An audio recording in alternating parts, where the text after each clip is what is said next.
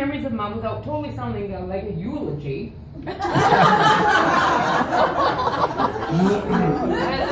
And the first and foremost immediately came to mind. It's one of the things that I think kids are sadly deprived of these days, and mine was sadly one amongst them. The simple fact of coming home from school and yelling, "Mom!" Yeah. Yep. And she was always there. You know, there was never any polite hello, no nice quiet moments. "Mom!" And she was there making peanut butter cookies in that ugly navy dress with the purple and white flowers, but whatever. I have a picture, but I can't find it. But it was the ugliest thing because Mom never ever used to wear pants. That was like until maybe 95. But she had a house dress, and it was the ugliest thing in the world. But she was in a dress. Anyway, so the cookies were for us. But Mom, being the pastor's wife, always had baking on the go. Because you never know who was going to drop in. And she was always ready. She was always ready with her matrimonial date cake. Because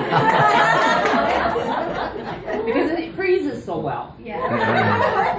And it took me like 30 years to actually enjoy that again with any kind of. Anyway. But she was always the most perfect, and still is the most perfect hostess to anyone, and I mean anyone. Mm-hmm. Which in the 70s, in the years in the cusp, it meant any drug addict Dad could ever bring home. But she was always gracious, and her house was always beyond spotless. And everyone was made to feel welcome.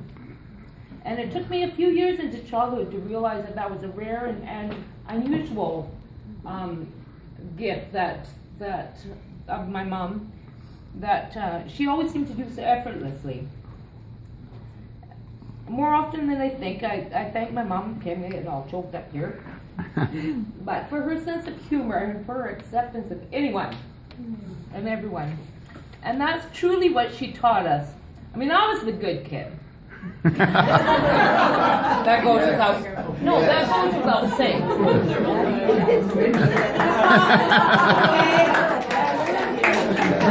But Mom not only tolerated but loved Grant's crazy friends. And I mean, they tormented me, they teased me, they abused me. They would throw water on the floor after supper time and wipe me up with, by dragging me around. They filled the bathroom up one time with a stuffed dummy and scared me half. I mean, it went on and on.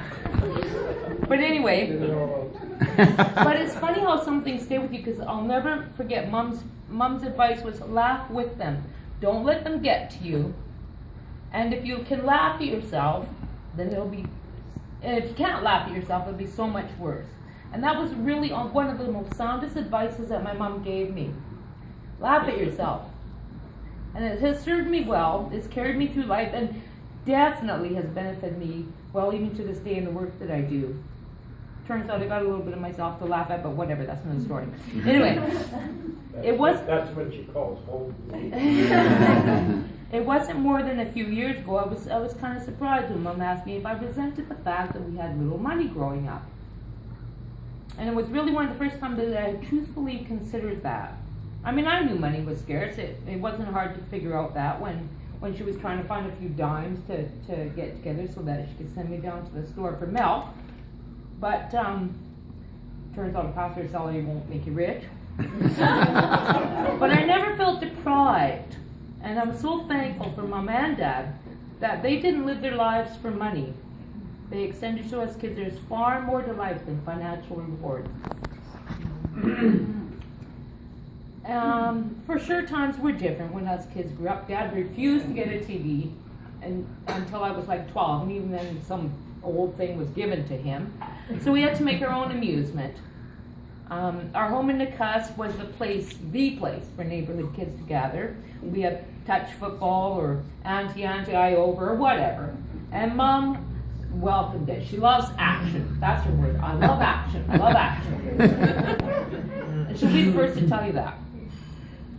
Sometimes it might have been in the middle of too much action for her. But never, ever, ever would she allow anyone to feel anything was too much. Mom lived and does for her kids' enjoyment, and we've always known that Mom would be there for us.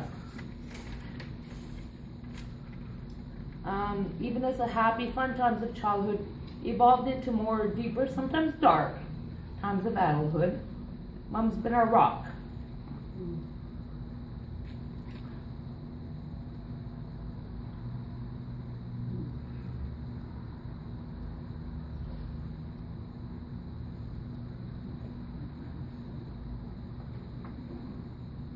Between us three kids, we've had our turns of trying to test her, trust me, but she's held in there with an enduring love and patience and faith. And most importantly, I'm proud of the faith that has served her well, not only supported our family, but that enduring faith is extended to whomever's life she's touched. So happy birthday, Mom. Thanks.